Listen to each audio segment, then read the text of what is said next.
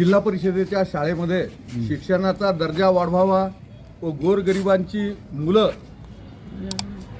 शिक्षण चांगल्या पद्धतीनं व्हावं या हिशोबाने आमदार प्रशांत भाऊ बंब यांनी जी मोहीम सुरू केली शिक्षणाचा दर्जा उंचवण्यासाठी, तर शिक्षकांनी गावात राहिलं पाहिजे।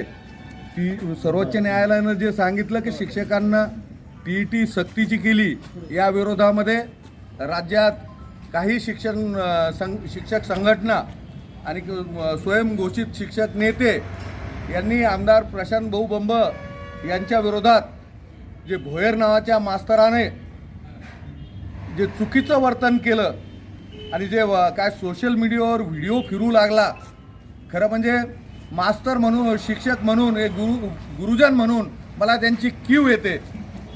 तर त्यांनी ज्या पद्धतीनं आमदार साहेबाविषयी भाष्य केलं ते एकदम निषेधार्ह आहे आणि अशा पद्धतीनं कितीही लोक बोंबलली तरीही या राज्यातली जिल्हा परिषदेच्या शाळेचा दर्जा उंचवावा यासाठी सुरू असलेली मोहीम आमदार बंबसाहेब हे सुरूच ठेवणार आहेत, याबद्दल काहीच शंका नाही। परंतु अशाच जर या प्रवृत्ती बोलत राहिल्या तर कार्यकर्त्यांना या गोष्टीचा विचार करावा लागेल आणि यांच्या विरोधामध्ये योग्य ती भूमिका घ्यावी लागेल, असं मी एक भारतीय जनता पार्टीचा कार्यकर्ता म्हणून जाहीर करतो व अशा प्रवृत्तीचा निषेध करतो। भोयर मास्तरचं करायचं काय? शांत भाऊ तू मागे वळो, हम तुम्हारे साथ हैं। भोयर मास्तरचं करायचं काय? भारतीय जनता पार्टीचा विजय असो। नेमकं कोणतं वक्तव्य त्यांनी केलं भोयर यांनी आपल्या बमसाहेबाच्या विरोधामध्ये? भोयर मास्तरांनी TET घेऊ नये आणि आमदार बमसाहेबांनी जे वक्तव्य केलं की TET घ्यावी, सर्वोच्च न्यायालयाने सांगितलेली, त्याविषयी त्यांनी सांगितलं की आमदाराच्या तोंडाला काळं फासावं लागेल, असं हे निंदनीय वक्तव्य त्यांनी केलेलं आहे। भोयर हे शिक्षक संघटनेचे अध्यक्ष किंवा पदाधिकारी आहेत का? ते सांगता येणार नाही, ते स्वयंघोषित नेते असले पाहिजे असं मला वाटतं, कारण कोणत्याही अधिकृत शिक्षक किंवा ज्यांना गुरुजीचा दर्जा आहे असे व्यक्ती हे असे वक्तव्य करू शकत नाही।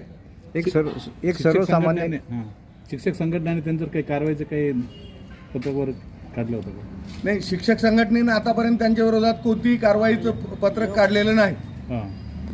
म्हणून माझी सर्व शिक्षक संघटनांना सुद्धा विनंती आहे की अशा बेताल वक्तव्य करणाऱ्या शिक्षकांचा त्यांनी सुद्धा निषेध करावा व त्यांना समज द्यावी। एक सर्वसामान्य शिक्षक एक आमदार महोदयांच्या विरोधामध्ये अशा पद्धतीचं स्टेटमेंट करू शकतो का? निश्चितच करू शकत नाही। आमदार महोदयांच्या विरोधात काय, सर्वसामान्य नागरिकांच्या विरोधात सुद्धा असं वक्तव्य ते करू शकत नाहीत। काय नाव तुमचं? नंदकुमार गांधीले, माजी सभापती, गंगापूर। सर्वप्रथम चंद्रशेखर भोयर या तथाकथित मास्तराचा मी निषेध करतो। सर्वोच्च न्यायालयाने जो नियम घालून दिला आहे TETच्या संदर्भात आणि आमदार प्रशांत भाऊ बंब यांनी जी शैक्षणिक दर्जा वाढवण्याच्या संदर्भात जी मोहीम हातात घेतली, त्या मोहिमेला विरुद्ध हा शिक्षक वागून यांनी या विरोधात बेताल वक्तव्य केलेलं आहे, ते वक्तव्याचा आम्ही निषेध करतो आणि खऱ्या अर्थाने शैक्षणिक दर्जा उंचावला पाहिजे म्हणून TET ही रद्द होता कामा नये आणि या शिक्षकांनी TET रद्द करा आणि आमदार महोदयांच्या बाबतीत जे बेताल वक्तव्य केलेले आहे ते अतिशय चुकीचे, निंदनीय आहे।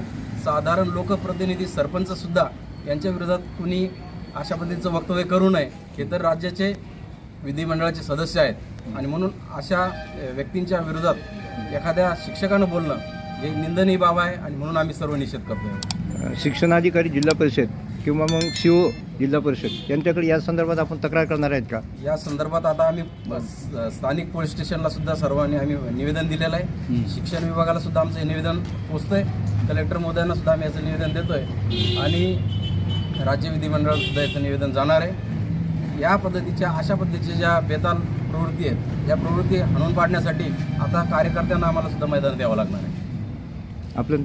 आपलं नाव? अविनाश गायकवाड, माजी सभापती, पंचायत समिती, गंगापूर।